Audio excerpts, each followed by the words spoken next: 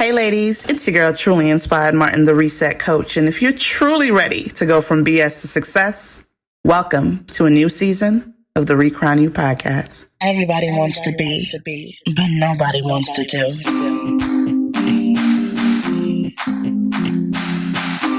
Girl, it's time to be real, raw, and relentless.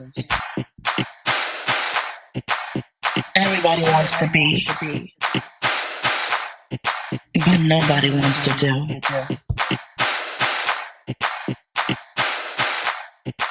You know it's time. Recrown you. What's up, guys? It's your girl, Truly Inspired Martin, and welcome to another episode of the Recrown You podcast, ladies. That's right, ladies. We are back, and we are ready for women who are ready to unleash their inner badass in all areas of their lives. It's your girl, Truly Inspired Martin. For those that are new to me, welcome. To my loyalists, hey girl, hey. I am so excited of this season of our guests. They are giving real, teachable, tangible resources to get some stuff done for 21, right? We doing it for the 9, and the 21. Y'all know how I get.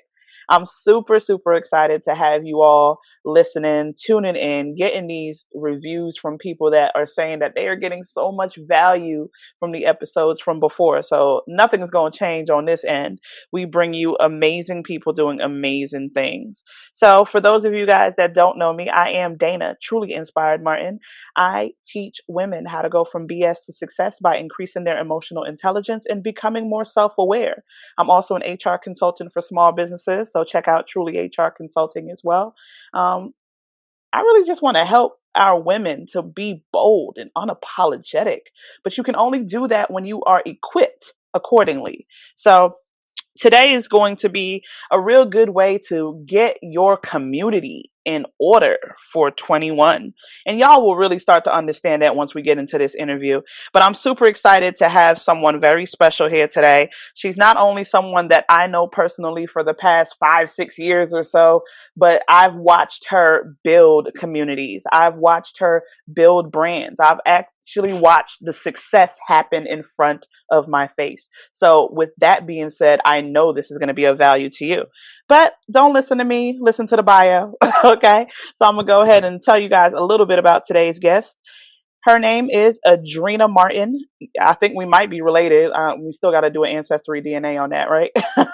But Adrena Martin is an entrepreneur, creator, and author hailing from Illinois. I got a lot of Chicago people that have been coming up to the podcast, so shout out to y'all. She is the creator of VEU Magazine, which stands for Visionaries and Entrepreneurs United, which is a digital and print publication with a focus on business, entrepreneurship, and thought leaders. Her journey into entrepreneurship started while finishing her last year as a student at Tuskegee University in 2012. The initial launch of VEU Magazine in 2015 gave Adrena the ability to connect with a plethora of entrepreneurs, authors, and visionaries around the world. In late 2017, she realized the necessity for more HBCU awareness and started the Historically Black Sense. Historically Black Sense is a media platform focused on the culture of HBCUs, Black Greek culture, and Black history. Y'all can learn more about that at HBCUsense.com, okay? So shout out to the HBCUs. I am an alum of Clark Atlanta University, so y'all already know how I feel about this lady here. So as the only child, I swear we're getting more and more related. I'm the only child too. As the only child, Adrena has always had a creative mind and a longing to make a positive difference in the world. Along with being an entrepreneur, Adrena enjoys giving back to the community and helping others in need, which is evident through her membership in Zeta Phi Beta Sorority Incorporated. She desires to one day start a foundation to help other aspiring entrepreneurs receive the necessary training and funding to be successful in their field. If I don't hear dynamic all through this here bio, then y'all are in for a treat. So without further ado, I don't want to hold her from you. Adrena, are you with me? Yes, I am here. I am here. Thank you for that. And thank you for this. It's good. It's Thank good. Thank you. you. Thank you so much for pulling up on me today. Super excited for people to know about you and what you do and what you are providing for our people. So definitely, let's go ahead and get into it. So tell people a little bit about you outside of the bio. Like, what's a fun fact about you that nobody knows? Fun fact about me. Well, I went to Tuskegee University. I mean, some people know, some people don't. Let's see. You told them I was the only child. I am a cat lover. I love cats. I do. My Yes, you babies. do.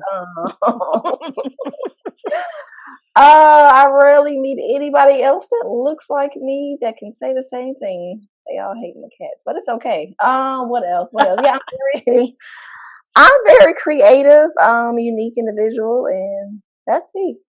That's me. I love it. I love it. You definitely are very creative. That's Mhm. a whole nother side of you. And them cats, that's a whole different conversation for a whole different day. Look. Okay. You know how I feel about cats. So that's, Ah. that's neither here nor there.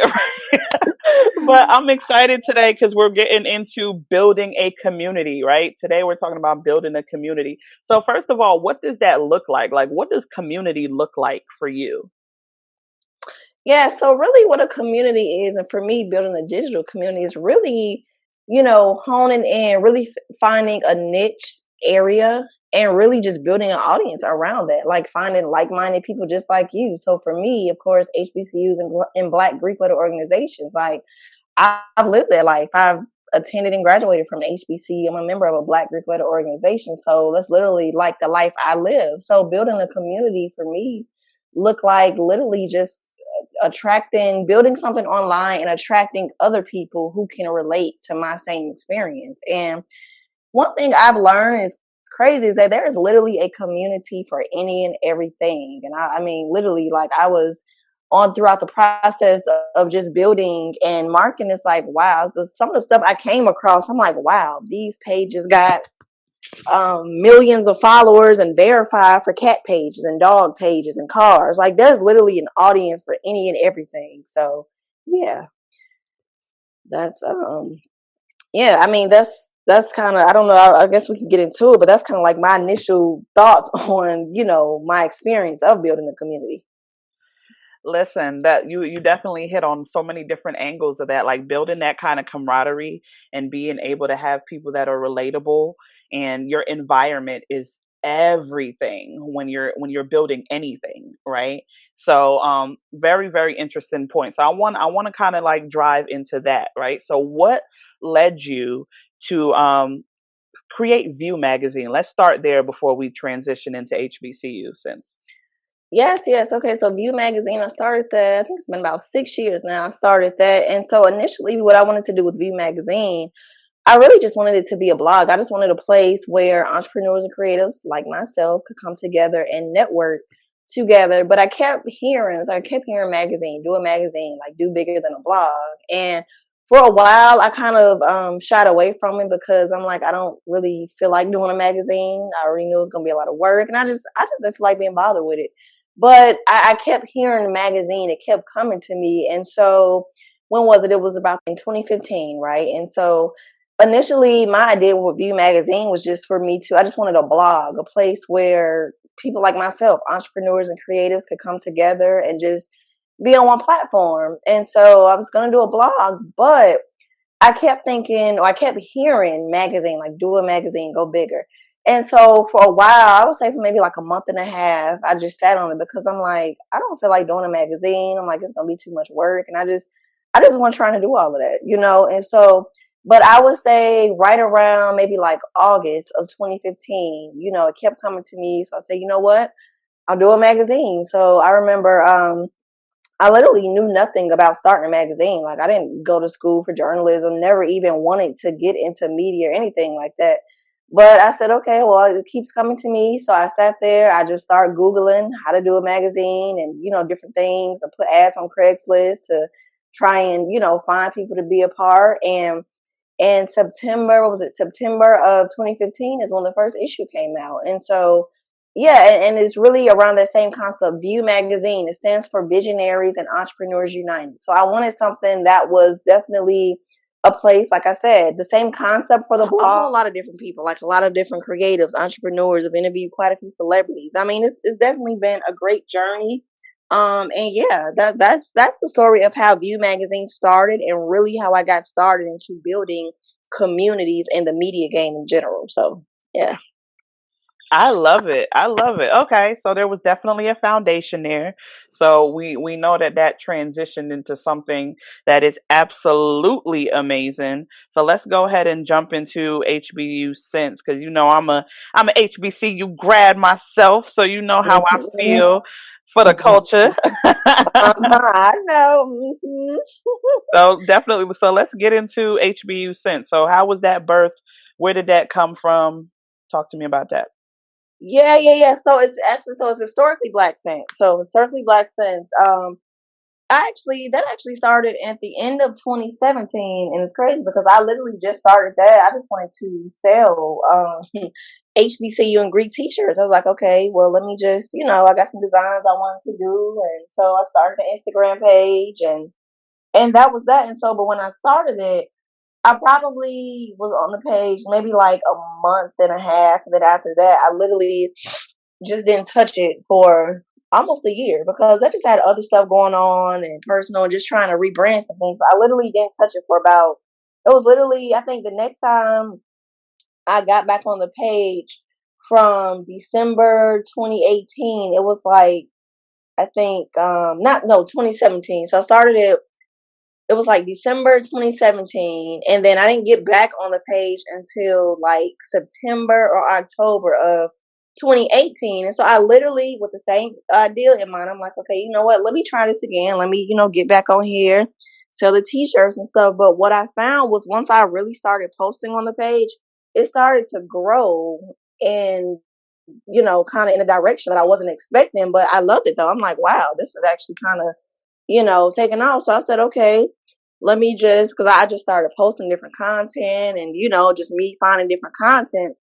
I mean, just different history lessons and just sharing my experience with the HBCU community. And like I said, it just grew into this community that honestly it surpassed VEU Magazine. And so now that's literally what it is. We're on Instagram based, but then I started the website for it. And so now we have about 45,000 followers on there.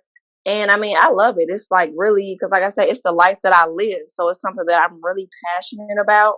And I mean, that's a story of historically black sense. So we do, I did start a print magazine for that as well, but I'm shifting more so on the digital side with that. But yeah, so we do Instagram lives. We have articles on the website. We do interviews with HBCU graduates and members of the Black Greek Letter organization. So I mean, it's just it's a family. Literally, it's like a family.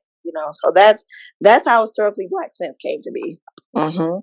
Oh, yes. I love it. And damn, 45,000 followers on Historically Black Sense Instagram page. Like, that is community. What do you think really like drove those people to that page? Like, what do you think really built that community? I would think the main thing, well, one of the main things is that it was something that resonates with people. It's like, people who are HBCU graduates, and even if they didn't graduate, but that attended or just admire the HBCU community, it's like a strong sense of, it's a strong sense of family. It's like that bond. It's like, okay, it doesn't matter what school you went to. You see somebody like you went to Clark Atlanta, and you see somebody, I know for me, with a Southern shirt on, I'm like, oh, they went to HBCU. It's almost like, I don't know, it's just like a bond. You really can't explain. It's like a family reunion. Like you seeing people and connecting with people that's a part of your family, people that you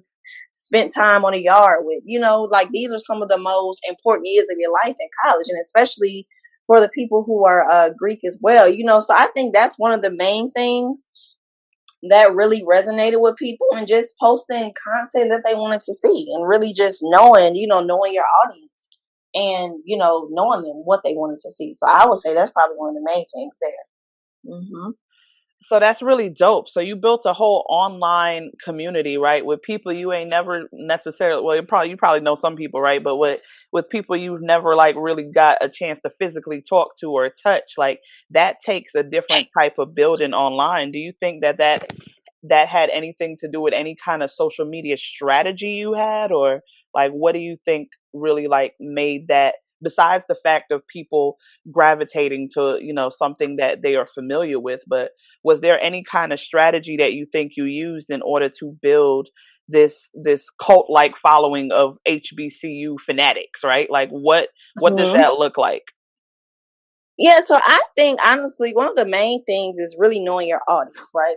And then, like I was saying earlier, people can literally build a community based around any and everything. And like I said, once I really started to see that, I'm like, wow, like it's people that are literally interested in anything. Goldfish, you can start a goldfish page, and you can get 1 million followers that like goldfish. So I mean, really, I think one of the main things when it comes to building a community is knowing your audience, and you know I would say one of the main things is that for me, just posting different stuff. And then certain things I will post and really checking your insights. Okay. Like, okay, well, they like this post more than this one, or they commented more, or this one got shared. So really reading your numbers, knowing your insight, that's one of the main things, but really staying true to your audience. Like I know I've seen some pages and in the bio it may say we're one thing, like for example, I'm not going to name no pages, but just to give an example what I'm talking about, right? So in the page, the bio may say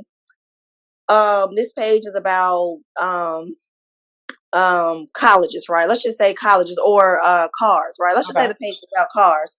So if you go to the page, now they may start out posting about cars, right?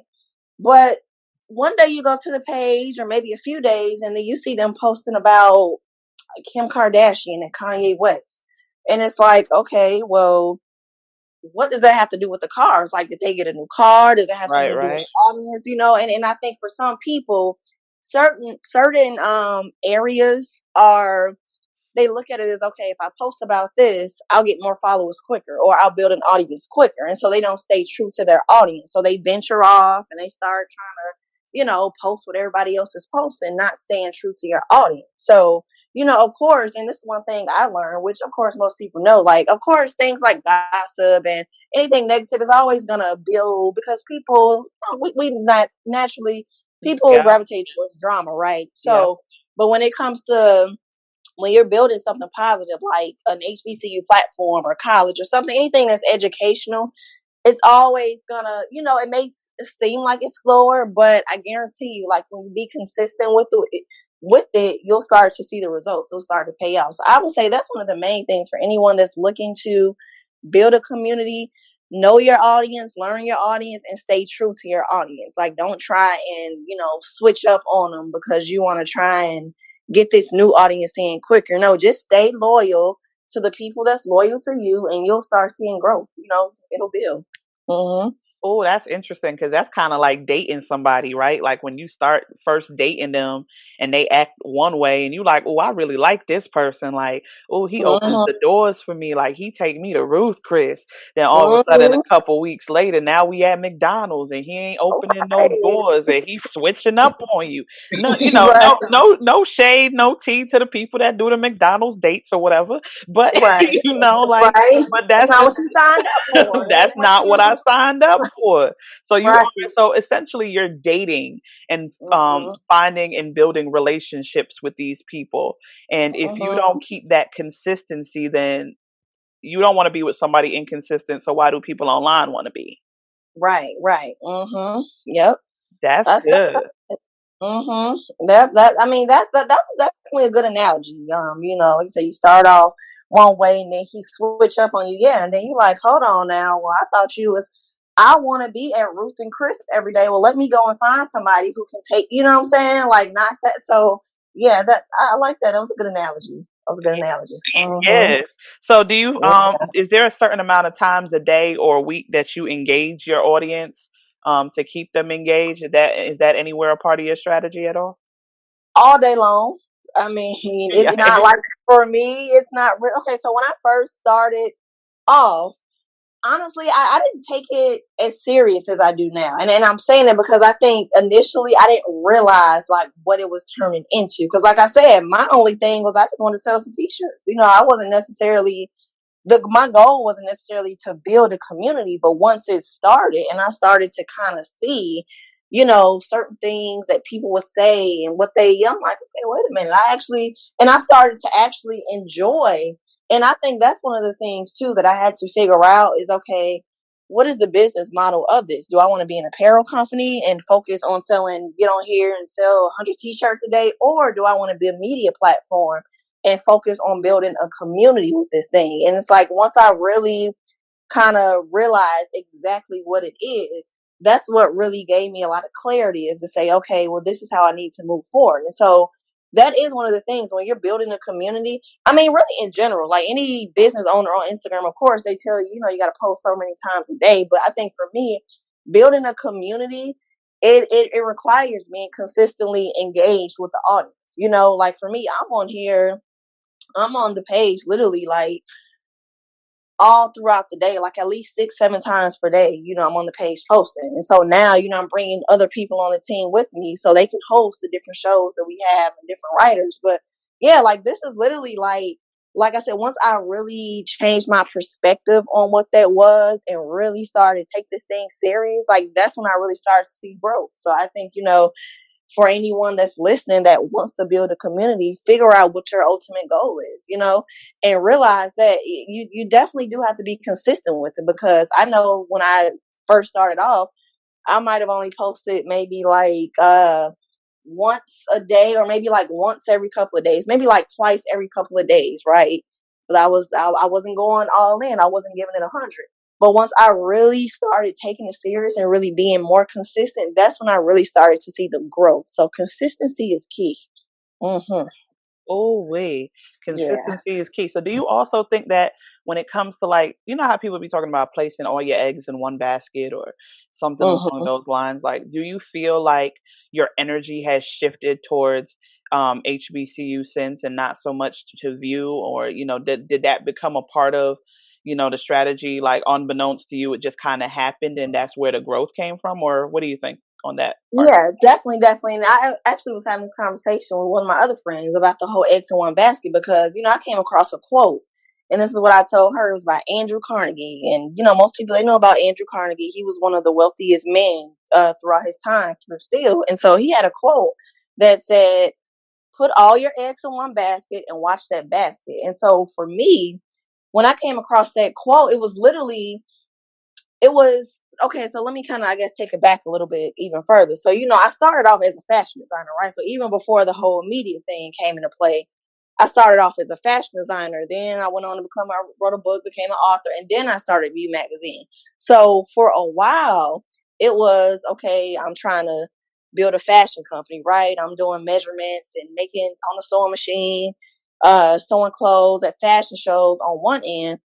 And then on the second side, I'm trying to do red carpets and interview people, and so even though I try to tell myself that, okay, they're kind of intertwined somewhat, but literally they're still two separate lanes. It's literally like, and it's literally trying to build two things from the bottom. So I took a break for a little bit because I'm like, okay, it was a lot. It was overwhelming because, trying to really mastermind everything on your own, it was a lot. And so I took a break. And so once I kind of came back, I would say maybe like a year and a half ago, right? Once I was like, okay, let me pick this thing back up, I realized, okay, let me put the fashion to the side and let me just focus on the media half, right?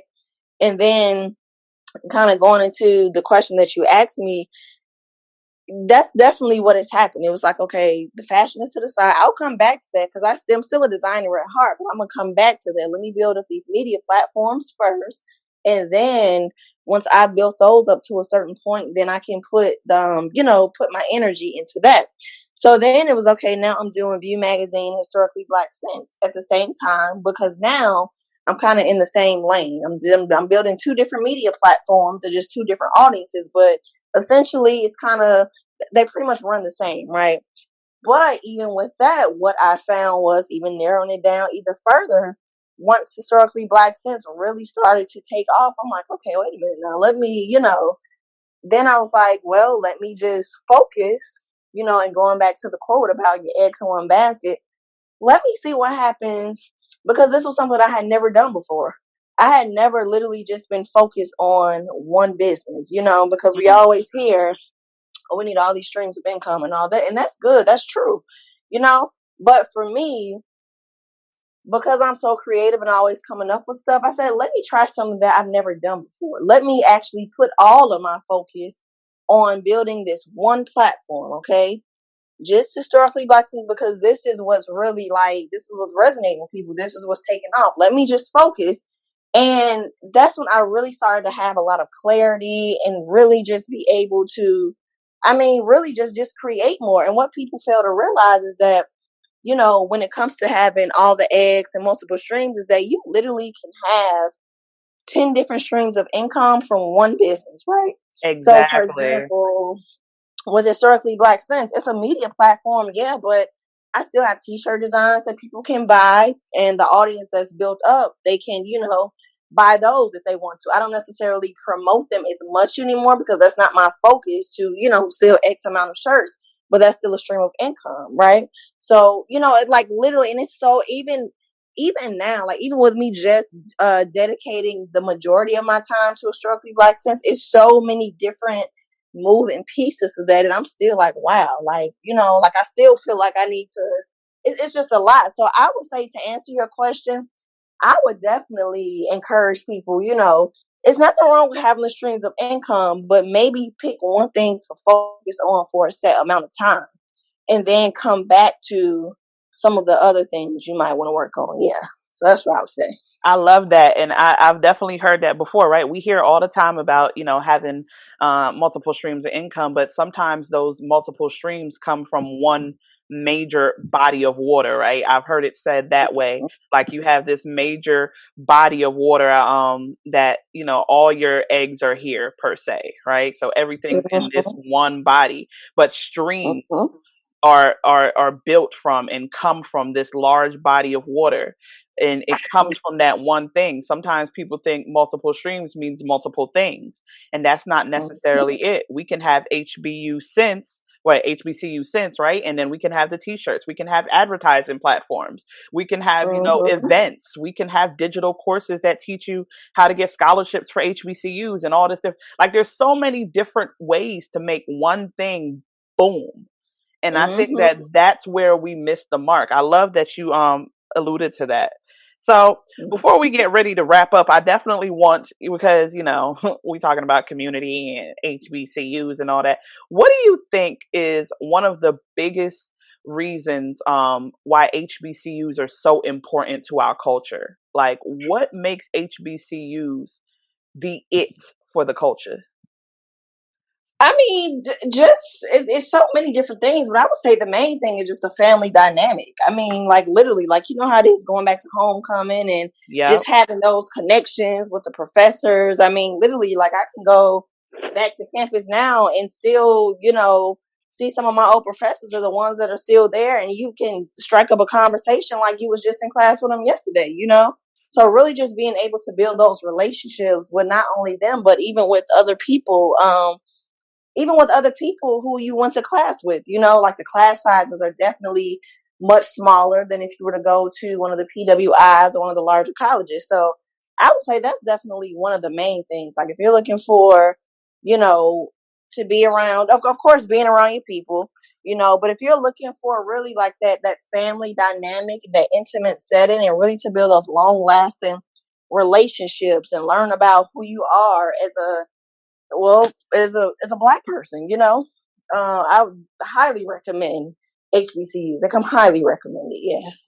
Mm-hmm. Absolutely. Ain't nothing like being somewhere where you feel like you are not just tolerated, you know what I'm saying, but you are absolutely accepted, acknowledged, respected, loved on, right? Like there's also some people I've heard people say, oh, y'all probably go to HBCUs because they easier. Hell to the no. Okay. There Right. are certain Yeah. things that my professor would actually go harder on me because I am black. Like, I Mhm. expect excellence out of you, right? And I Right. think that Mhm. we need somebody that is, not only looks like us but understands us and knows what we have to go through on the other side of the wall. And I think that HBCUs provided me with an understanding of what I was going to expect when I got out of here, right? Like, some Mhm. people might have been shell shocked when they got out, like, "Oh my God, racism is out here." Like, "Oh my Right. God, we're disenfranchised." Oh my God, right? Right. Mhm. But nah, when we got out, I was like, "Oh yeah, I remember, Dr. Georgianne Thomas, shout out to her. She's still my favorite. I remember she taught Mhm. me, the all these different lessons about what to expect on the other side of that wall, pedagogy of the oppressed and all of those Right. things. Like, I learned all those things at a black college. I've learned how Mhm. to really embrace my posture as a black woman. I learned to love my skin, because one of the things I remember growing up, in like elementary school, some of the I had a lot of mixed around me, and I love everybody, right? But I had Mhm. a lot of white, a lot of Hispanic, even all the way going back down to like elementary school. And I remember even Mhm. being younger, looking at my skin and wishing I was lighter, because I could see that they got better everything. It just felt that way, right? And to some degree, it's absolutely true.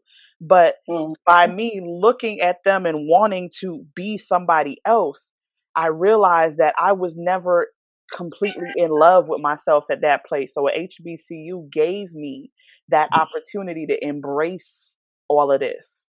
So, Mhm. That's facts, and I mean, I think even now, because of course, a lot of people, they get talked out of going to HBCUs because they don't prepare you for the real world, all that kind of stuff. But I think now more than ever, if people don't see now with all the HBCU excellence and higher power that HBCUs prepare you, then I mean, I don't know what else to tell them. Yeah. absolutely. I'm so thankful for this conversation, because not only did people learn how to build a community around here, they also learned the importance of HBCU and why you need to go get your booty in one, or make sure that you send your Mhm. kids to one, because it's Mhm. definitely worth it. I would not, now mind you, my tuition was a little high, but I wouldn't trade it for the world. I mean, well, that's It's one of gonna those be high things, but, regardless. Get a scholarship. Same way you go to any other right? college. Just Find some scholarships, ways. yeah. Scholarships, Mhm. grants. Start saving now. Get a Right. loan too. Some Yes. things Yes. that's that Do what you YOLO. gotta do. You only live Do what, once. do what you gotta do. Yes. Yes. Thank you so much for hanging out with me today. I cannot let you go until you let the people know how they can connect with you, work with you, and anything. You got any new projects, anything coming out that you want the people to know about? This is your time to plug it. Yes. Yes. So definitely. So follow us on Instagram. It's historically Black Sense, and then you can visit us online at HBCUsense.com. Oh, we got a lot of great stuff coming up for the communities. We got a lot of great stuff. Just follow us on Instagram. And also you can follow VEU Magazine. It's VEU Magazine _ and then VEUmagazine.com. So yeah, if anybody is yeah, just follow us there and visit the website. And if you all have any questions or anything, just reach out. Send us an email or send us a DM. So if y'all didn't know the woman behind the mission, now you know, because she definitely is one of those in the shadows, For Batman now. versus Bruce. For now. For For now. now, she in the shadows. But when I say dynamic women doing dynamic stuff, you're definitely one of them. So thank you so much for hanging out with us today. Listen, ladies, I hope that you guys took something from that. Go build your tribe. Go build your community. Go do what you got to do for you, because this is your year to dominate. I literally have put this everywhere on my social media because I ain't playing with it. 2021 is the year of the woman that wants all the smoke. Okay. That means that you want to go get it. That means that you have no excuses. That means you are living beyond the BS. That means that you are ready to go grab the success that you so desire. And we ain't playing with it this year, right? So get these tools, go implement them things. All this means nothing without implementation, right? So go ahead, build your community, build your tribe, and tell somebody why a HBCU is the dopest place in the land. And if you're a HBCU grad yourself, definitely leave a comment, shout us out, go on our page, let us know what college you went to. Connect with HBCU Sense as well, Historically Black Sense on Instagram. Go over there, let them know that you heard this episode. I am so excited for what is coming for the rest of this season, and I can't wait to hang out with y'all on the next episode. But in the meantime, in between time, I'm going to catch y'all next time. It's your girl. You know it's time. Recrowning.